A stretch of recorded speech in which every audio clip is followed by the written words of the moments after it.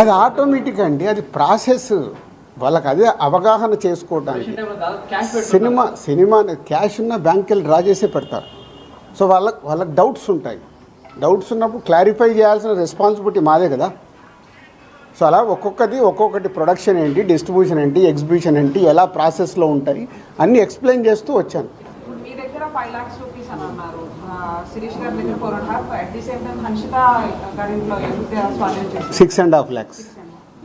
Total కలిసి 20 లక్షలండి. Cash రూపంలో మా ఫ్యామిలీలో కానీ ఆఫీస్లో కానీ 20 lakhs. అది దానికి కూడా ఇది అన్అఫీషియల్ కాదు, ప్రతి ఒక్కదానికి ఇట్లా డాక్యుమెంట్ ఇస్తారు. ఇది 5,50,000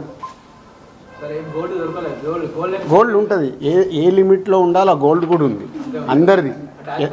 యాజ్ పర్ రూల్ ప్రకారం ఎవరి దగ్గర ఎంత ఉండాలో అంతే ఉంది. మెయింటైన్ అంటే మేము రెస్పాన్సిబుల్ పర్సన్ కదా, ఏది మేము తప్పులో ఉండకూడదుగా. అంటే రైట్స్ జరగడం కూడా మీరు ఎంత క్లియర్గా ఉన్నారనేది తెలుస్తుంది కదా. ఇగో నా వైఫ్ 77 లక్షలు. సో ప్రతి ఒక్కటి ఇట్లా ఇస్తారు వాళ్ళు, డాక్యుమెంట్ పంచనామా చేసి ఇచ్చేసి వెళ్తారు. అందరికి క్లీన్గా ఉన్నాయి.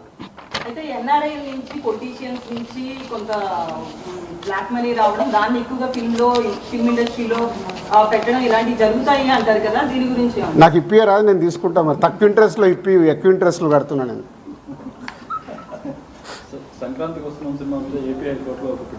అవన్నీ జరుగుతూనే ఉంటాయి. ఎంతసేపు నెగిటివ్ పాజిటివ్ మాట్లాడు, అవన్నీ ప్రాసెస్లో జరుగుతుంటాయి. ఎందుకు వేసారు, ఏది ఆగదుగా, ప్రాసెస్ అది జరుగుతుంది.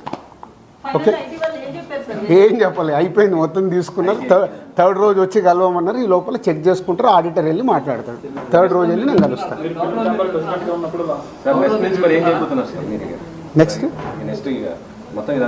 అయిపోయింది చెప్పినా కదా మొన్నే 2025 స్టార్ట్ అని. సంక్రాంతి వస్తున్నాం, స్టార్ట్ అయింది కదా. ఎలా సూపర్ హిట్లు కొట్టాలనేది మన పని, అదే మొదలు పెడతాం.